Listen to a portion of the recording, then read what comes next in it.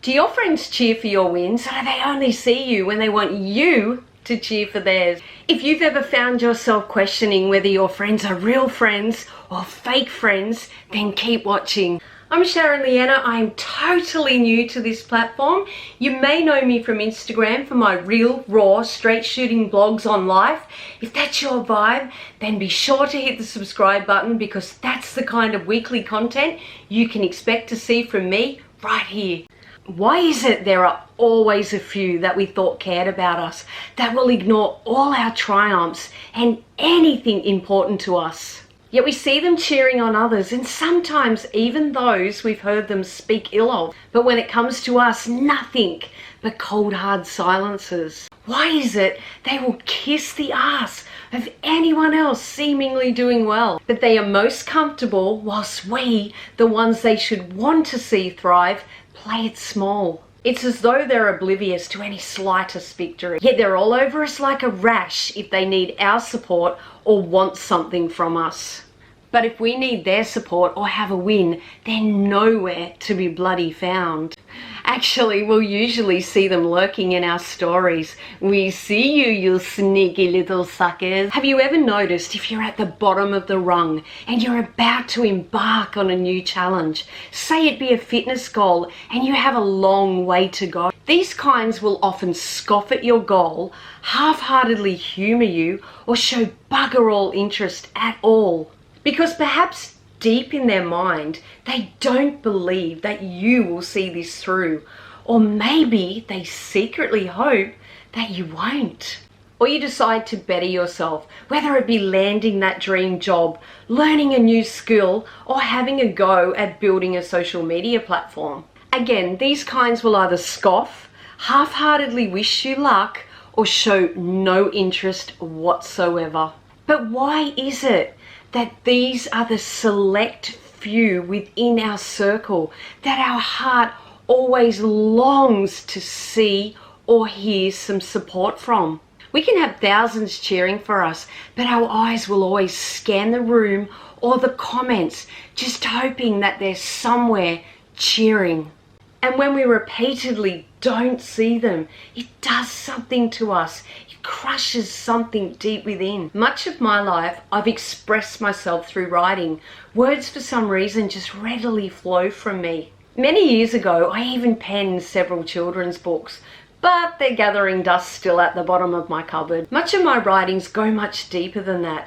I always felt deep within I was meant to do something with them, but I never quite had the self-belief. One day I mustered up the courage to confide in someone that I thought would encourage me, believe in me, that I had a feeling deep within that one day I would write a best-selling book. The person I looked up to looked at me point blank and said, "You don't have the vocabulary to be a writer." I was absolutely bloody devastated.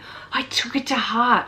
I took it as fact. Feeling stupid that I, an absolute nobody, could dare to think that anyone would give a shit about anything that I had to say or write. Not for 1 second realizing that probably every single person that is seen as a somebody at one point or another probably saw themselves as a nobody. The funny part is, many years later, I'm asked weekly by somebody on my Insta blogs why I don't write a book, when I'm going to write that book. Whilst my blogs are anything but best-selling books, it warms my heart to be told that in some small way my writings are impacting others around the world. And one day I just might write that book. I no longer think, who am I to think I can?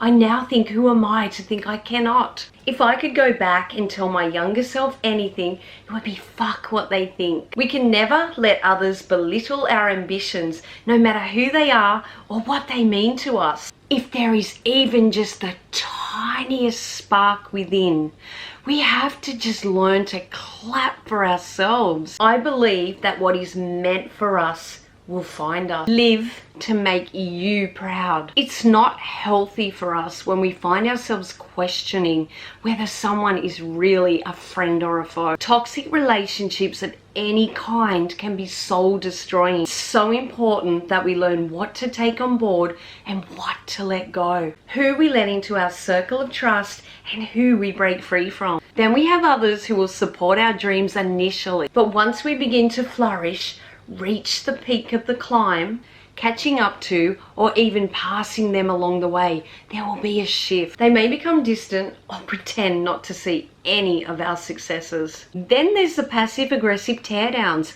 sometimes hidden behind mock humor. You have totally thrown them off.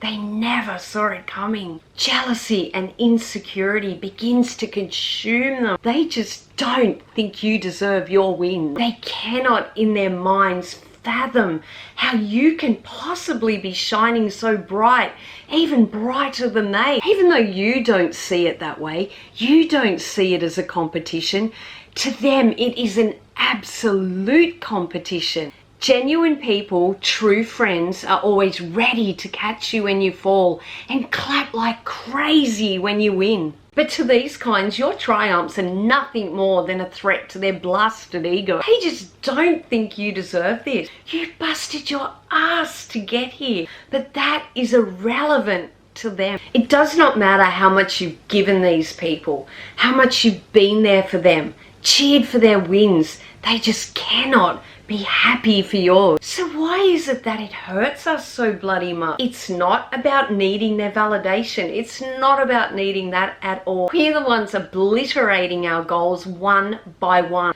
We're the ones secure enough to cheer for them and actually mean it. It's because we thought we mattered. We thought they were our friends. We've invested time and emotion into these people, and we cannot comprehend what the fuck is wrong with them. Why are they not happy for or proud of anything we've accomplished? It's just like a massive slap to the face. If we've made it obvious that this behavior hurts us, but yet they continue to do it, you have to wonder if it's a power trip. Are they doing it in a bid to regain that power, to punish us for daring to better ourselves? These kinds of people are not really our friends. They just do not have our best interests at heart. They just don't want to know us unless we are dulling ourselves down so they glow brighter. We are merely just a convenience for when they want or need something. They will never really be in our corner. They are frenemies, secret haters disguised as friends. It's about entitlement and us only ever having any relevance to them when it's beneficial to them. Their goals, their needs, their ego stroking. But they do not ever, and they will not ever, think that we are entitled to the same back. We deserve better. We are better than that. We have to keep using that hurt as fuel to our fire, our determination to reach for the bloody stars. We may in time forget what was behind their behavior, but we will never forget the impact. We need to wish them well and find strength in those that focus on our light. To remember, people often turn away when something bright and strong is shining in their eyes. Thank you for watching. If you enjoyed this video, please remember to hit the like button. And if it resonated with you, I hope it's inspired you to know that you are not alone. There will always be negative people, but we get to choose what energy we allow around us. Let me know in the comments if you've experienced this and how you've dealt with it. I'd love to read them. If you'd like to see more content from me, don't forget to hit the subscribe button and the bell so you don't miss any upcoming videos. In the meantime, love, peace, and light to you.